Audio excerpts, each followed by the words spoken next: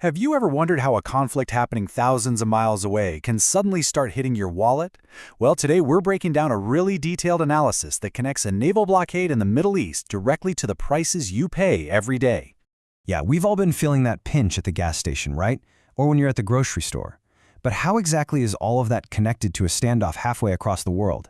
Well, the answer starts in one of the most important slivers of water on the entire planet. And this is it, the Strait of Hormuz. You can pretty much think of it as the world's most critical energy superhighway. It connects the Persian Gulf to the rest of us. And right now, it's the center of a global crisis with absolutely huge consequences. Okay, so first things first, let's get a really clear picture of what's actually going on. We're going to break down why this one narrow passage, this choke point, has so much power over the entire global economy. The numbers here are just staggering. About a quarter, maybe even a third of all the oil the world uses has to squeeze through this tiny channel. For an industrial giant like China, it's basically their lifeline. Almost 90% of their oil comes through here. And here's the kicker. According to the analysis we're looking at, Iran has pretty much shut the door by laying sea mines, creating a massive traffic jam of the world's most important ships. And this is where it starts to feel personal. See these giant ships? They're called VLCCs, and they are hauling the liquefied petroleum gas. Yep, the LPG that goes into our cooking gas cylinders. And right now, thousands of them are just stuck. And it doesn't stop with cooking gas. Then you have these specialized ships, LNG carriers. They're the ones moving the natural gas that becomes the CNG that powers so many of our cars, buses, and trucks. They're also caught in this gridlock, which has a direct hit on transportation. You know, we hear the term barrel on the news all the time when oil prices go crazy. So to give you a sense of scale, one single barrel is 169 liters. Now imagine hearing about millions of barrels being blocked. You can start to picture the immense volume of fuel that's been yanked off the market. But you know, this whole thing isn't just about oil and gas. The source we're looking at points out a side of the story the news often misses: perishable goods. Think about all the fruits and vegetables heading from places like India to the Middle East. All of that is now just sitting on ships, spoiling. It's an absolute catastrophe for farmers. Okay, so now let's zoom out and see how this supply chain nightmare morphs into a complex, high-stakes game of geopolitical chess. This is where things get really interesting. So according to this analysis, Iran's strategy is multi-layered. First, they lay mines, forcing all ship traffic to pass right by their coastline. Then, and this is a huge deal, they're reportedly demanding payment in Chinese yuan instead of US dollars. That's a direct challenge to the dollar's global dominance. And on top of that, they've allegedly sabotaged the alternative pipelines that were built to bypass the strait in the first place. And get this is a fascinating little detail from the analysis. To counter all this sophisticated thermal imaging from satellites and drones, Iranian forces are allegedly using a super simple solution: umbrellas. Seriously, by covering their mobile missile launchers, they can hide the heat signature, making them incredibly hard to track before they fire. And this slide really illustrates the bigger picture, doesn't it?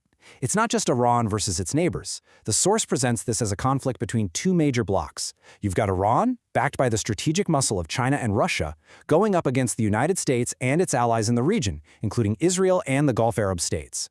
The geopolitical game gets even more complex. The source argues that China is playing a crucial part by dialing up tensions around Taiwan. This move forces the U.S. to divide its attention and its military assets, pulling critical resources away from the Middle East and giving Iran a lot more room to make its moves. So this complicated situation creates some unique pressures and maybe opportunities for other major powers. The analysis we're digging into really zooms in on one country in particular, India. And the claims made here highlight a really difficult strategic choice for the nation. The source presents a really stark comparison to make its point. It claims that when India bought oil from Iran, it got an incredible deal: a 12% discount, 60 days to pay, and even free shipping. According to this analysis, that could have kept gas prices around 75 rupees. The argument then is that by siding with US sanctions, India lost all those benefits, which has contributed to the higher prices at the pump today. The analysis also draws a really crucial distinction based on history. See, back in 1965, the pro-US government of the Shah in Iran actually sided with Pakistan against India. But after the Iranian Revolution, Ayatollah Khomeini's government did a complete 180, even supporting India on the issue of Kashmir.